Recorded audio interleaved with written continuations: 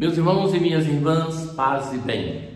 Nós já tem alguns dias que nós começamos a seguir um personagem principal dos Atos dos Apóstolos, Paulo. Então hoje nós vemos como Paulo será perseguido. Naqueles dias de Antioquia e Icônio chegaram judeus que convenceram as multidões. Então apedrejaram Paulo e o arrastaram para fora. Eles pensavam que Paulo estava morto, mas Paulo então fora da cidade se levanta. E Paulo hoje na leitura faz como uma reevangelização, uma consolidação de comunidades.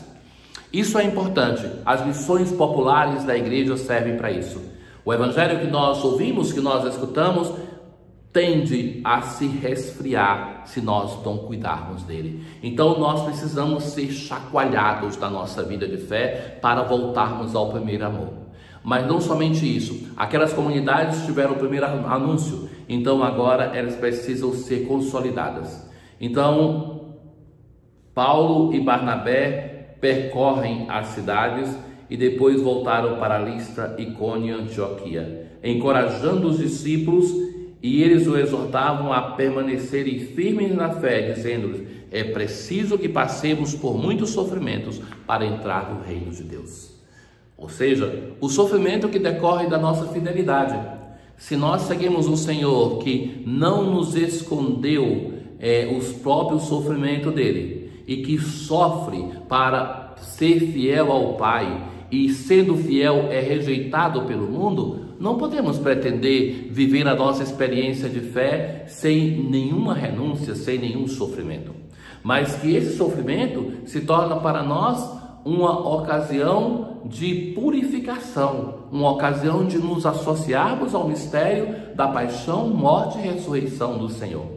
Então, a primeira missão dos apóstolos é encorajar essas comunidades que estão sofridas. Dizer: coragem, é preciso que nós passemos por isso para que nós possamos herdar a vida eterna. E depois o outro aspecto importante era que os apóstolos passam designando presbíteros. Vejam que aqui tem uma diferença. As comunidades dos judeus da diáspora, eles eram acostumados a escolher os seus próprios governantes. Agora nós temos os apóstolos que vão em nome da Igreja Mãe de Jerusalém para designar aqueles que vão ser colocados como ministros da comunidade. Esta é a prática da igreja ao longo dos séculos, dos milênios. Ainda hoje é o Santo Padre que designa o bispo de cada diocese. E que isso, eu acredito que esta igreja que é obra de Deus, uma das suas peculiaridades é essa, que faz com que esta escolha seja feita pelo sucessor de Pedro.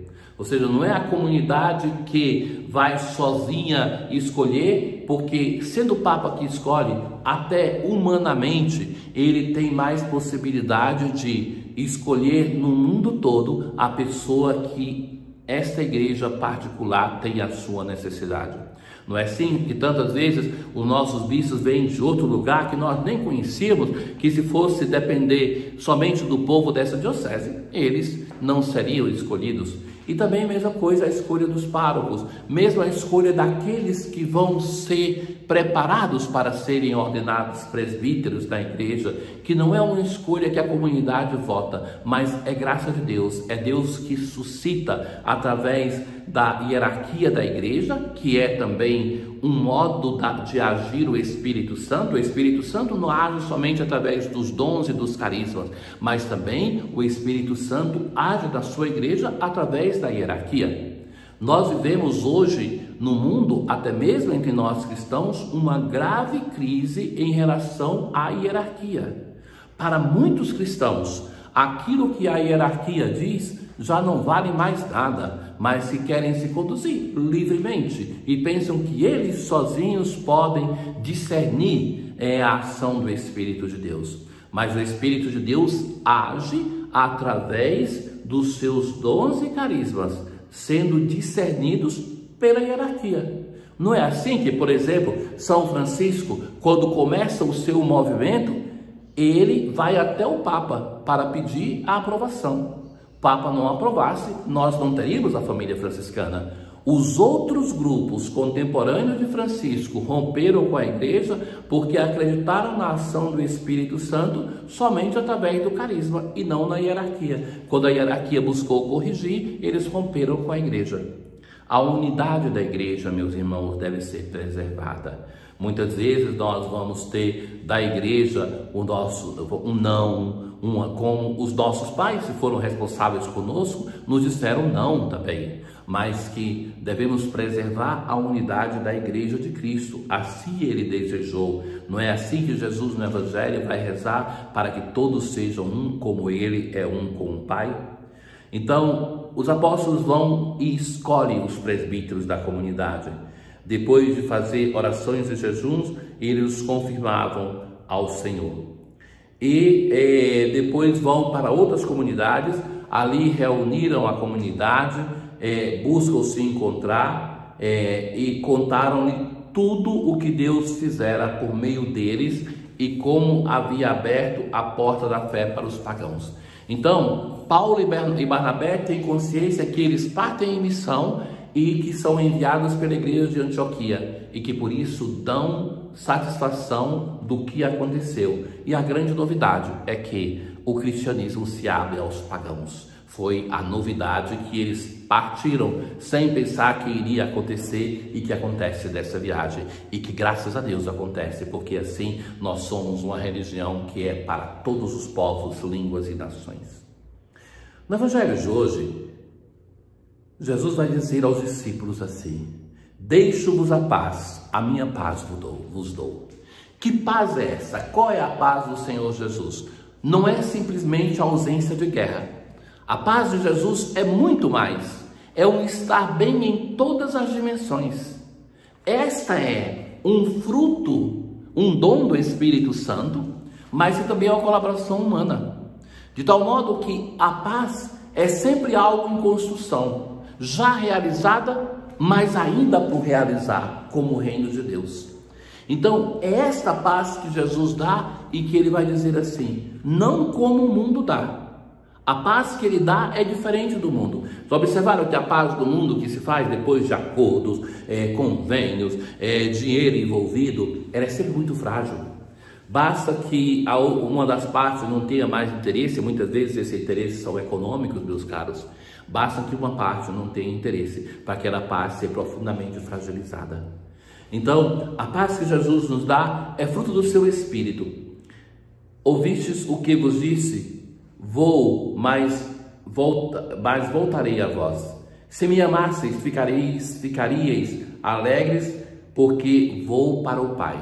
A liturgia começa a nos preparar para a ascensão do Senhor. Então Jesus faz esses discursos de despedida, que são discursos de despedida antes da sua morte e ressurreição. Nós escutamos depois da sua ressurreição, antes da sua ascensão, porque ali é o momento que, depois de viver 40 dias com a sua igreja, o Senhor volta para o Pai. E assim ouviremos, refletiremos melhor na ascensão, começa o tempo da igreja. Para que quando isso acontecer, vós acrediteis. Então Jesus busca já, como em tantos casos, preparar os seus discípulos, interpreta os fatos que irão depois acontecer. Já não falarei muito convosco, porque o chefe deste mundo vem. Ou seja, o momento que ele vai ser traído, o momento que ele vai ser abandonado, levado à morte. Mas para que o mundo reconheça que eu amo o Pai, eu procedo conforme o Pai me ordenou. Conforme o Pai me ordenou. O que o Pai deseja para o seu Filho Jesus e para cada um de nós é a fidelidade nossa até o fim. Pensemos, e Brasil é um país de mártires. Quantas pessoas morreram aqui, mesmo nos últimos anos, por causa do Evangelho? Me vem em mente aquela religiosa Dorothy Stange, aquela americana que era na Amazônia uma missionária. E uma morte nunca muito esclarecida. Mas assim, quantas pessoas foram fiéis ao Evangelho, fiel até o fim, dar a vida pelo Cristo, dar a vida pelos irmãos. Sejamos fiéis, é isso que o Pai quer de nós, para que Ele seja glorificado na manifestação do nosso amor e da nossa fidelidade. Tenham todos um bom dia. O Senhor esteja convosco, Ele está no meio de nós. Abençoe-vos, Deus Todo-Poderoso, o Pai, o Filho e o Espírito Santo. Paz.